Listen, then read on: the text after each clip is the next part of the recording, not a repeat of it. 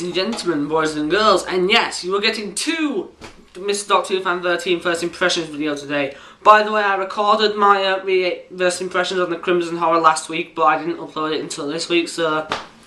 Anyway, today I am going to be giving not only my first impressions on the Crimson Horror, but also my first impressions on Nightmare in Silver, written by Neil Gaiman, and the Return of the Cybermen. Right.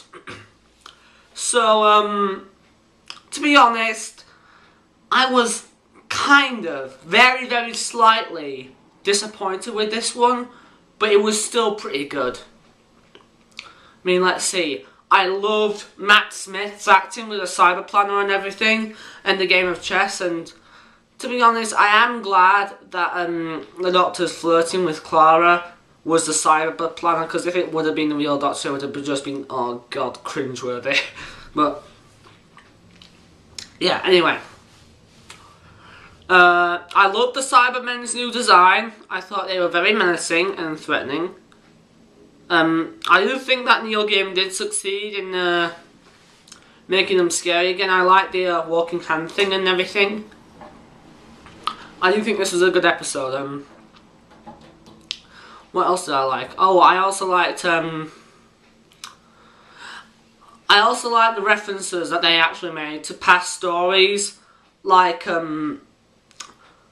they were on, when they said they were on some sort of moon base. I believe that was probably an intentional throwback reference to the moon base, and also when they said they're coming out of their tombs, that must have been an intentional reference to the tomb of the Cybermen. And also, I must say, the army people, they really reminded me of Earthshock. So, yeah. But, anyway. What else? Yeah. Anyway.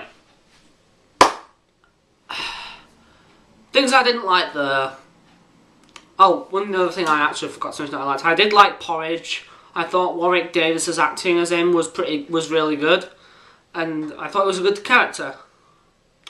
Anyway, on to the things I didn't like. First of all, the Cybermen didn't get much screen time. Now, I'll admit, I was expecting this, but, you know, they didn't get an explanation or anything. It was a bit of a plot hole, to be honest, on how the circus guy got into his collection, and everything, so, yeah. But, anyway, what else didn't I like about it? I didn't like the kids, to be honest, Angie and Artie. I did think they were a bit, you know, they did ruin the story a little bit. Like, I was kind of worried for this episode at the end of last week's episode, The Crimson Horror, when I found out the kids were going to be joining them for Nightmare in Silver. I thought, oh god. But yeah, so apart from the lack of cyber explanations and the kids, it was a good episode. I mean, yeah, the Cybermen were slightly underused, to be honest, a tad, but they were underused in a good way, because like, you're always expecting the Cybermen to pop out, and sometimes they didn't. But one part though that I absolutely loved was our first look at the new Cybermen. I mean, we first saw a Cyberman. It's like it travelled at the speed of a weeping angel, really. And also, it was kind of like Sonic. Sonic the Hedgehog. We saw like time stop, and it was walking along, and it kidnapped our. It was really, really cool, and I thought it was really good. But, yes. So, overall, Nightmare in Silver, while slightly disappointing, was still pretty good. I give it a 7 out of 10.